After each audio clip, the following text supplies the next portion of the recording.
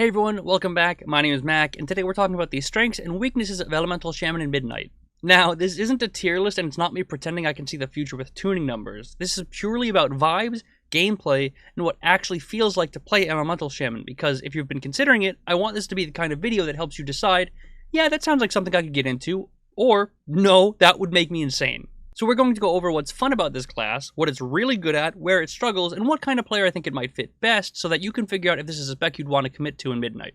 But with the premise out of the way, let's go ahead and jump into what makes the spec fun. First up, we gotta talk about Ascendance, because this is the button that explains in like 2 seconds why people get addicted to this class. It's not just a press cooldown, do more damage. Ascendance is the spec's personality turned into a single button. It's a massive moment where everything that you've been building towards turns into a payoff, and you feel like the whole kit just kind of snaps into place. There is something genuinely satisfying about having a button where you just know this is the moment. Not in a vague or theoretical way, but in the very real sense of this prio target needs to disappear, or the group needs some momentum, and you can actually step up and create that momentum yourself. That is the best kind of power in WoW in my opinion. Not passive power and not the my sim says my class is good.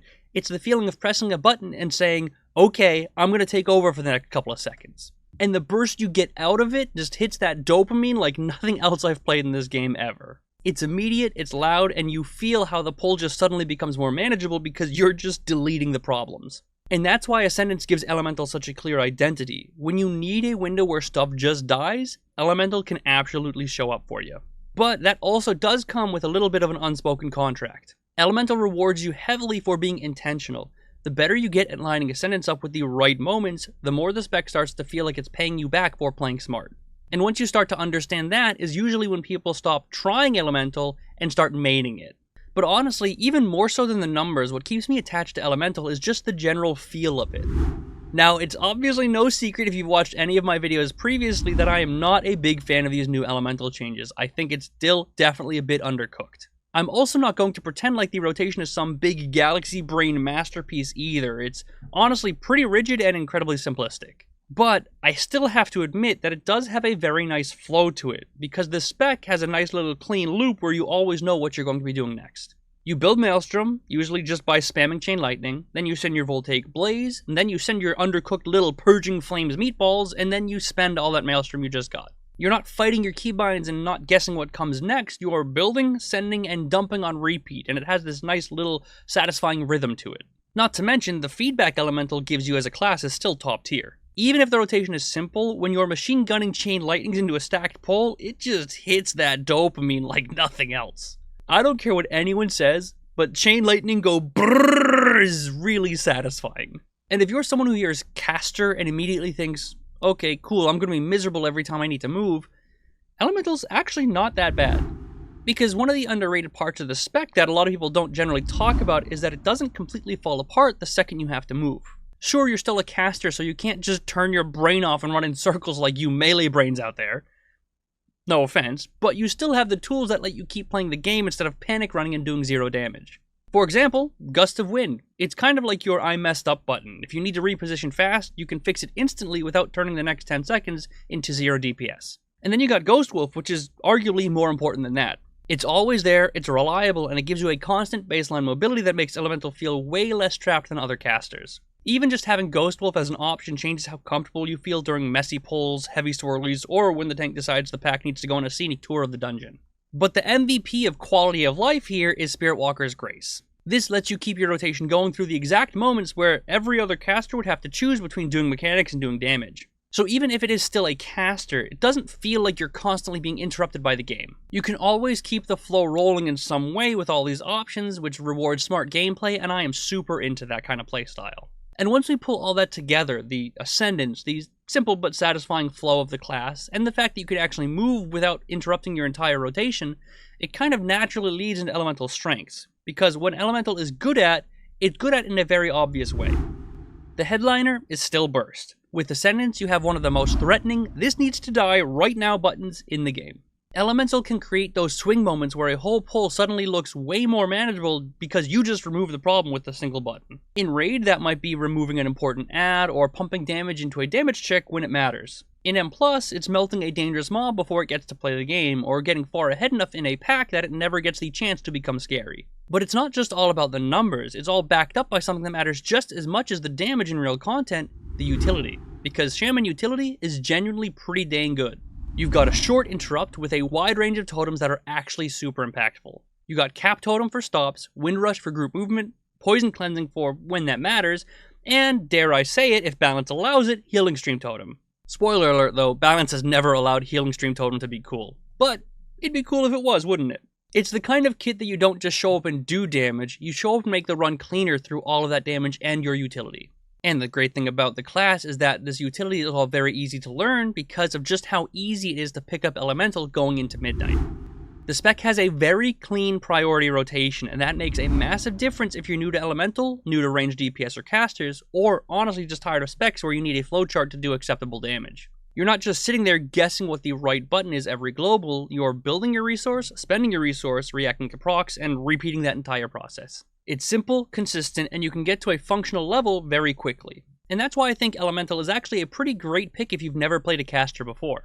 If you've mostly played melee or you've avoided casters because they felt overwhelming, this is a really good opportunity to try to learn one that has a clear game plan because it isn't going to punish you for just learning the basics. Because once you're not fighting the rotation, you can spend your brain power on the stuff that actually matters in real content, being the positioning, the mechanics, when to use your cooldowns, and when to throw out all that utility you just got. But not everything is good in the world of Elemental, so let's talk about the weaknesses, with the first one being the big one in the room, defensives. Elemental is pretty sturdy baseline, like you're not made of paper or anything, but the defensive variety is rough. You don't have that, oh I can just rotate 3 different buttons for a different situation toolkit that a lot of other classes have. You basically have one real defensive, and when mechanics come often, especially back to back, you just don't have a clean second answer. So you end up in a lot of moments when you handle the first baseball bat fine, but then the game immediately follows up with a bigger baseball bat and you just don't have a button to respond. And that's the frustrating part. It's not just that you're dying to mechanics that you shouldn't be dying to, it's the fact that you have no way to respond to them. If the dungeon or boss is heavy on frequent unavoidable damage, or you get targeted multiple times in a row by a mechanic, you just flat out need help in order to survive sometimes, oftentimes. But that leads us into the second big weakness, which is basically the flip side of what makes Elemental so fun in the first place.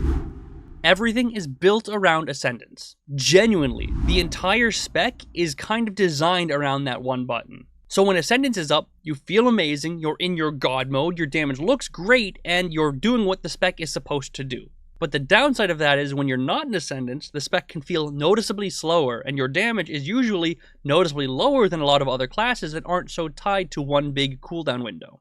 Other specs just get to exist doing solid damage all the time, but Elemental often feels like you're building and setting things up, waiting to get back to the part where you actually get to cash in.